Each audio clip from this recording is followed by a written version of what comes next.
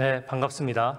국민의힘 해운대 갑구 지역구를 두고 있는 주진우 의원입니다. 저는 이번에 순국 해병 사건에 숨어있는 쟁점들에 대해서 설명을 드리고 국민들께 말씀드리고자 이 자리에 나왔습니다. 현재 민주당은 이런 주장을 하고 있습니다. 박정훈 수사단장은 아주 수사를 잘했다. 그것을 국방부 장관이 혹은 대통령실이 개입해서 사단장을 봐주기 위해서 그 수사를 막았다. 그래서 수사 외압이라는 프레임을 씌우고 있습니다. 그러면 그 앞단에 과연 외압이 있었는지 여부를 따져보기 전에 왜 국방부 장관이 박정훈 수사단장에게 신중한 판단을 하라고 지시를 했었는지, 혹시 박정훈 수사단장이 정말로 수사 과정에서 우리 군 장병 입장에서 봤을 때 무리한 게 한 것은 없었는지, 그런 것들도 반드시 균형 있게 따져봐야 됩니다. 원래 군에서 사망사고가 발생하거나 성범죄가 발생하면 군은 원래는 초동조치에 준하는 기초조사만 하고, 이게 범죄다 싶으면 경찰로 사건을 바로 넘겨야 됩니다. 왜 그렇게 했냐면, 군에서 사망사고나 성범죄 사건은 그동안 군에 맡겨놨더니 사건이 은폐되는 경우도 많고 수사 경력이나 수사 전문성이 떨어져서 제대로 수사가 안 되는 경우가 많았습니다. 그렇기 때문에 저번에 법을 바꿔서 군의 사망사고나 성범죄에 대해서는 아예 수사에 관여하지 못하도록 한 것입니다. 그렇기 때문에 군에서 수사를, 이 사건 분명히 수사권이 없는 사건인데 박정훈 수사단장이 오래 조사하는 것은 법 규정에 안 맞습니다. 그러니까 박정훈 단장 본인도 그걸 인식했기 때문에 사건 발생 후 단 열흘 만에 국방부 장관에게 보고를 하게 된 것입니다. 아마 여기 박정훈 수사단장이 조사 기간이 며칠이 됐는지, 며칠간 조사했는지 정확히 아시는 분 계십니까? 아마 민주당 의원들께서도 며칠 조사했는지 정확히 따져보지 않았을 겁니다. 왜냐하면 박정훈 수사단장 조사는 무조건 옳고 국방부 장관은 무조건 외압이라는 프레임에 갇혀서 이 사안을 봤기 때문입니다. 혹시 며칠간 조사했는지 정확히 아십니까? 날짜를 보면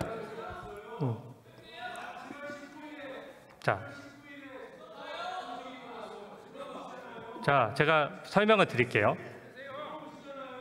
조사가 과연 그러면 국민 입장에서 박정훈 단장의 조사가 충분했는지 한번 살펴봐 주시기 바랍니다.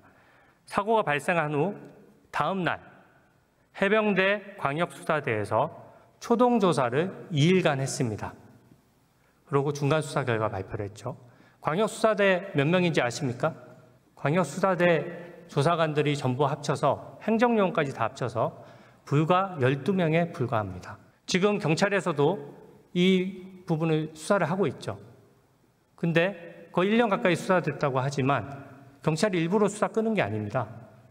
엄청나게 많은 걸 따져보고 과실이 혹시 억울한 사람이 생기지 않도록 사람별로 과실 유무를 다 따져봐야 되기 때문에 안전수사 전문가들 수십 명이 투입돼서 거의 1년째 수사하고 있는 겁니다. 근데 군에서는 광역수사대에서 단 2일간만 10여 명이 조사한 다음에 중간수사 결과를 발표했습니다. 그러고 나서 7월 28일 사건 발생 후에 한 일주일여 지난 때 해병대 수사단이 조사 결과를 해병대 사령관에게 보고를 했고 유가족에게도 설명했습니다. 거의 일주일 만에 수사 결론을 낸 것입니다. 유가족에게 수사 결과를 설명했다는 것은 군의 최종적인 판단을 말하는 것이고, 유가족에게 설명한 이상 이거를 따로 뒤집어서 엎거나 수사 결과를 번복하기도 굉장히 곤란한 처지에 있습니다. 저는 솔직히 왜 이렇게까지 급하게 적은 인력으로 빨리 결론을 내려고 했는지가 잘 이해가 되지 않습니다. 네, 철저히 조사했다고 지금 민주당 의원들께서 말씀하시는데, 예를 들어 대장동 비리 같은 경우에 일주일이나 열흘 만에 민주당 인사들 10명씩 입건해서 조사받으러 나오라고 하면 민주당 의원들께서 그 수긍하실 수 있겠습니까? 입건이라고 하는 것은 피의자로 입건한다는 것입니다.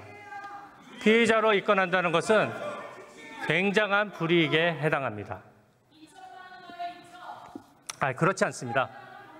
단순히 이첩하는 것이 아니라 피의자로 입건한 것입니다.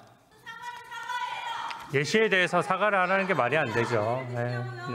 입건되면 그냥 간단한 일이 아닙니다.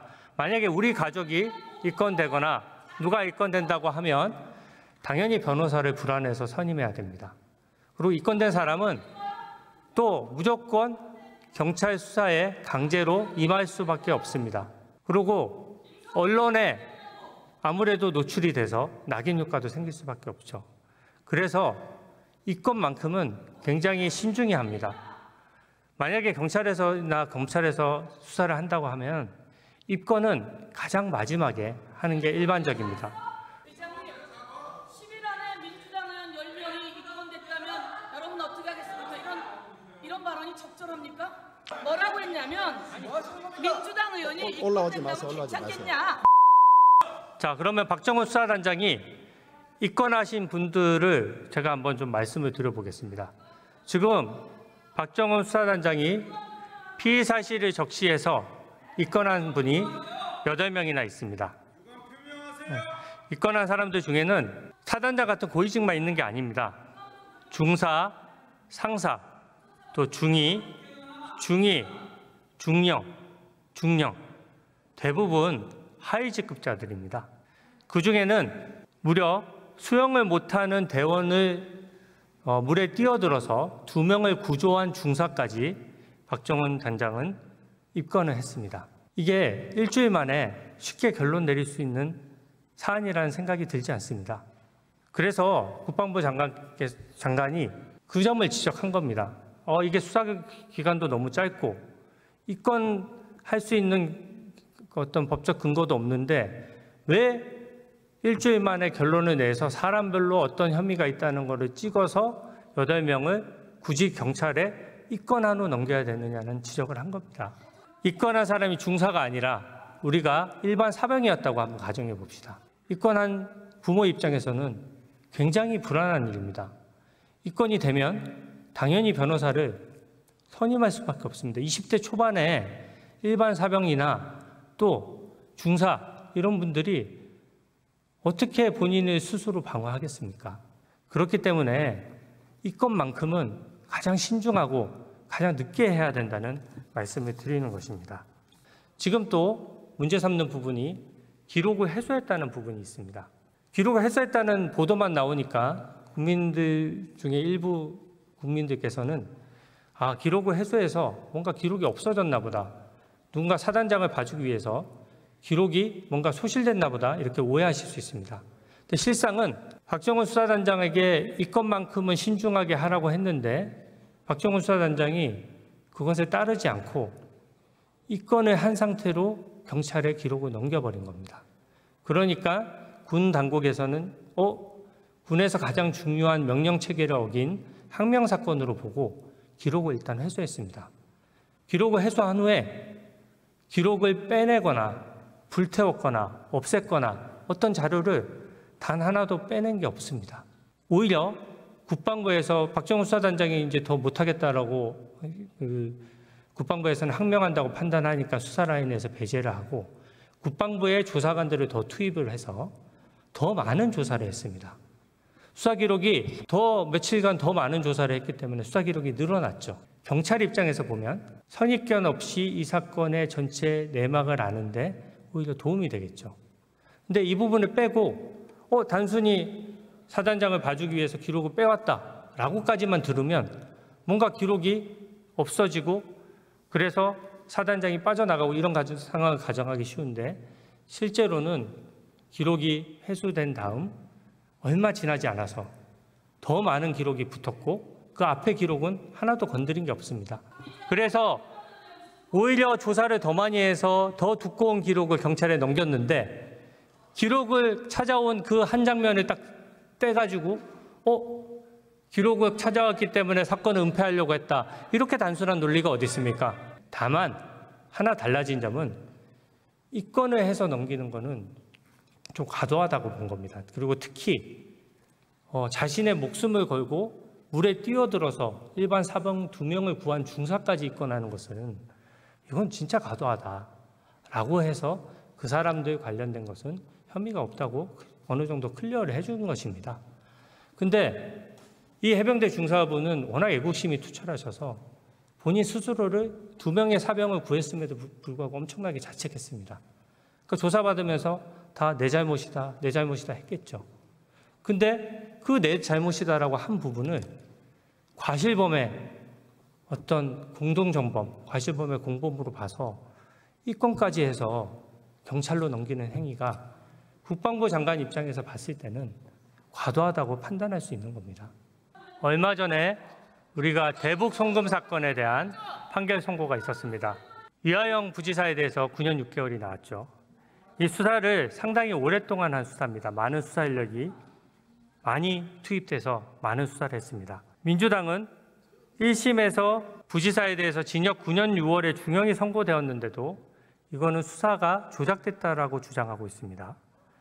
왜 박정훈 단장의 일주일도 안 되는 조사 결과는 그토록 신뢰하고 이를 좀 더 정교하게 처리하라고 했던 장관의 지시는 부당하다고 단정할 수 있습니까? 이 사건을 제대로 따져보지도 않고 조작 은폐라고 답 정해놓고 공수처에서 의도적으로 흘린 통화 내역을 가지고 대통령실이 관여됐다고 주장하는 것은 잘못된 것입니다. 대통령실은 기본적으로 통화 내역이 많은 곳입니다. 당시는 많은 안보일 수가 있었고 지금 민주당의 주장처럼 통화 내용만 가지고 마음대로 해석할 수 없습니다. 예를 들어 쌍방울 김성태 회장과 이재명 대표가 통화한 사실 하나만 인정되면 모든 범죄를 자백한다는 입장입니까? 이재명 대표는 통화한 사실을 부인했지만 1심 재판에서는 쌍방울 김성태 회장과 이재명 대표가 통화한 사실을 인정했습니다. 통화 내용에 대한 진술이 뒷받침되어야 입증이 되는 것이지 통화한 사실만 인정되면 그 뒷단의 것은 입증도 필요 없는 것입니까? 진술이 뒷받침되지 않은 통화 내용은 더 이상 구체적인 의혹이라고 할 수 없는 것입니다. 의석에서 좀 발언 안 했으면 좋겠어요. 서영교 의원님 조금 자제하세요. 공수처에 현재 수사하는 검사들은 그 문재인 정부에서 임명된 공수처장이 있을 때 검사로 임명된 분들입니다. 더더군다나 평생 검사를 하는 것이 아니죠. 그러니까 평생 검사를 하지 않고 몇 년간 검사를 하기 때문에 왜 상설특검이랑 이게 비슷하냐면요. 직업적인 검사가 아니기 때문에 자칫 잘못하면 좀 정치적으로 중립 못할 위험이 있습니다. 근데 이번에 제가 좀 우려되는 점은 공수처에 있는 수사 기록 중에 통화 내용 전체가 특정 언론사에 한두 페이지가 아닙니다. 몇십 페이지에 있는 달하는 자료가 그대로 넘어갔습니다. 아마 검찰, 경찰 수사에 종사했던 모든 전문가들이 봤을 때 그렇게 넘어가는 경우는 한 번도 보지 못했을 것입니다. 왜냐하면 만약에 직업적인 경찰관이나 수사관이 그 기록에 수사 기밀이죠. 통화 내역, 다른 사람 개인정보이기도 합니다. 통화 내역 일시 시간 뽑힌 그 장을 복사를 해서 몰래 기자에게 넘긴다라고 하면 본인도 감옥 갈 것을 각오하고 해야 되는 일입니다. 과연 일반적으로 평생 직업으로 전문적으로 수사하시는 분들이 그렇게 할 수 있겠습니까? 그렇기 때문에 공수처에서 나온 통화 내역이나 이런 부분들에 대한 해석, 분석 다 객관적이지가 않은 겁니다. 제가 특검법 문제 중에서 조항을 보다가 저도 좀 깜짝 놀랐는데요. 이 특검법의 의도를 알 수 있는 조항이 있습니다. 재판 기간을 굉장히 짧게 설정했습니다. 1심은 3개월 만에 결론을 내야 되고요. 이번 특검 법안이 2심은 2개월 만에, 대법원은 2개월 만에 또 결론을 내야 됩니다. 그러면 결론까지 7개월을 내야 되는 것이죠. 우리 자랑스러운 대한민국의 헌법에서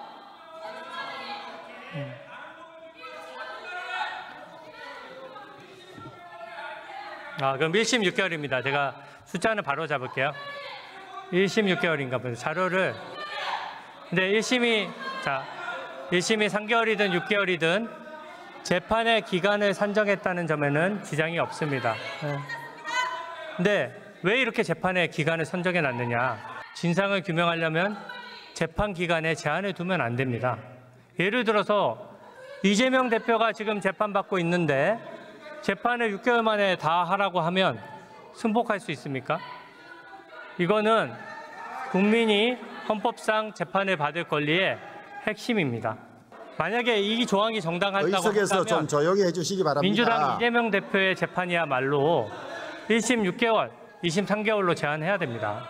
더더군다나 선거 재판회 같은 경우에는 자료가 6개월 만에 결론을 내게 되도록 있음에도 불구하고 지금 1년 8개월째 재판을 하고 있습니다. 그런 것처럼 재판의 기한을 설정한다는 것은 이거야말로 정말로 내로남불이자 헌법상 문제가 많은 조항입니다. 언제 어느 기관에서 어느 법에서 재판 기한을 법정으로 정해놓는 법이 어디 있습니까?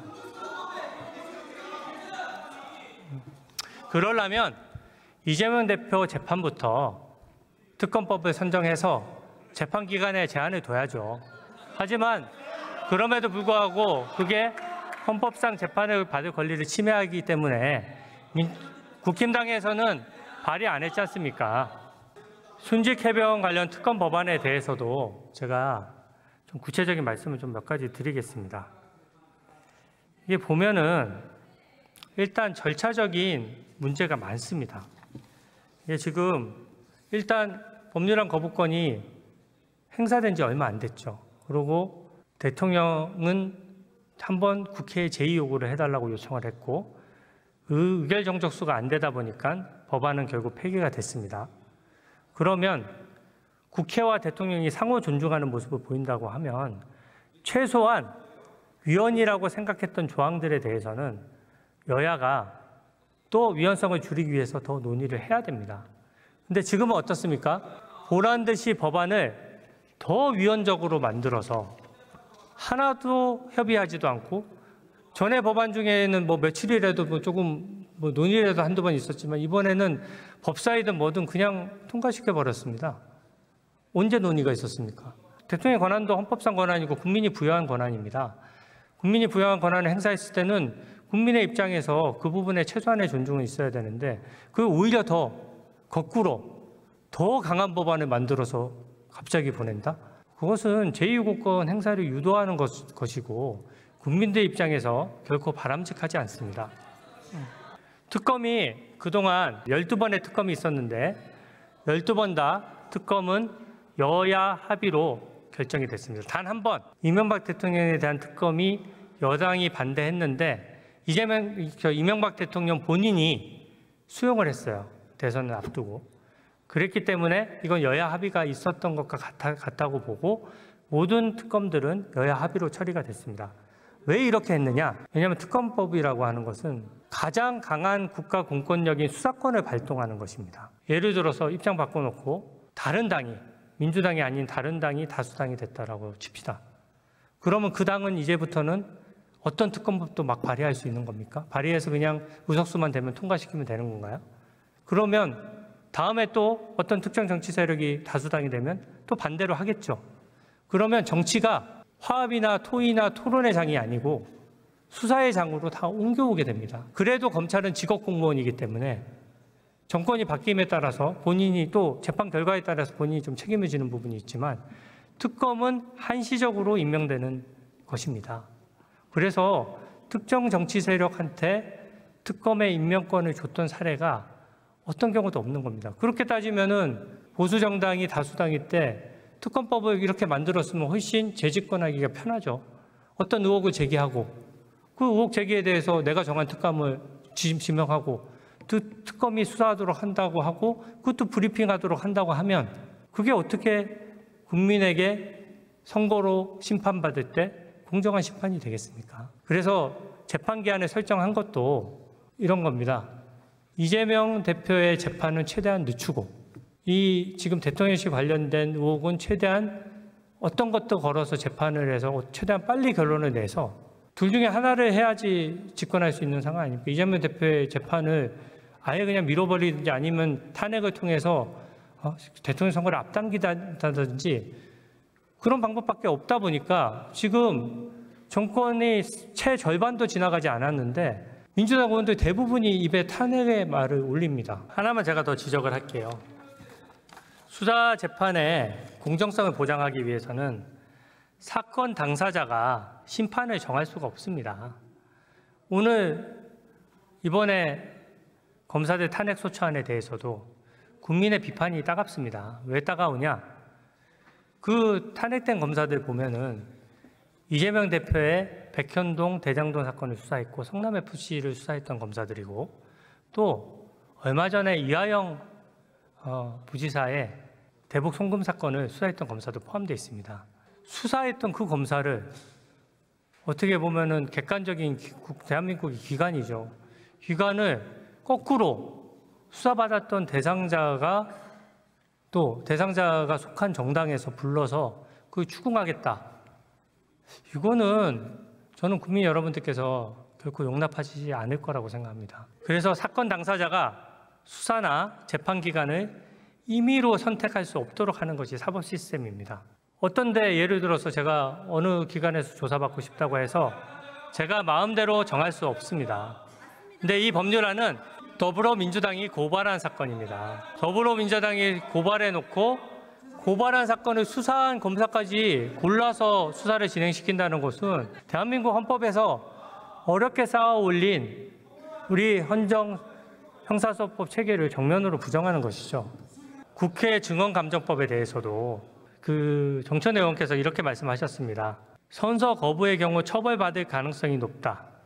수사 중이기 때문에 발언할 수 없다는 말도 면책의 사유가 되지 않는다. 라고 하면서 너 선서해야지 고발 안 할 거야 라고 했습니다. 사실상 불이익의 고지가 일종의 협박행위죠. 근데 이게 전혀 맞지 않는 얘기입니다. 우리 증언감정법에 보면 수사 중인 사건에 대해서는 증언을 거부할 수 있습니다. 왜냐하면 헌법상 자기부재 금지라고 하죠. 누구나 옛날에 왜 조선시대의 원님 사또들이 재판할 때 네 죄를 네가 알렸다 이렇게 하면서 재판하지 않습니까? 그건 민주국가가 아니죠.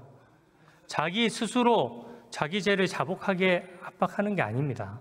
근데 내가 어떤 혐의를 받고 있고 수사를 받고 있고 내가 처벌받을 수 있는데 객관적인 제3자처럼 증언을 하라고 그러면 내가 내 방어권을 행사하기 위해서 어떤 거는 얘기하고 싶지 않은 것도 있을 수가 있고, 본인이 혹시 이거는 얘기하면 쓸데없는 오해를 불러일으킬 수 있다. 나는 억울하지만 이 부분에 진술했을 경우에 수사기관이 나 오해할 수 있다라고 하면 얘기 안 할 수 있는 겁니다. 그리고 아시다시피 진술 거부권도 있잖아요. 그리고 이재명 대표께서도 전부 진술 거부권 행사했고 많은 사람이 행사했고 그 진술 거부권은 헌법상 권한이기 때문에 거부권을 행사했다는 것 자체로 거부권 행사하면 너 고발당해, 너 처벌당해 이런 말은 안 합니다. 이거는 우리나라 법에만 있는 게 아니라요. 선진국가의 법에는 다 있습니다. 본인이 재판받을 때는 증언 못하도록 해요. 헌법학자, 형사소송법학자, 교수님들, 민주당에 또 가까운 분들도 많을 거 아닙니까? 100분한테 다 물어보십시오. 100분 다 증언 거부권이 있다고 말씀하실 겁니다.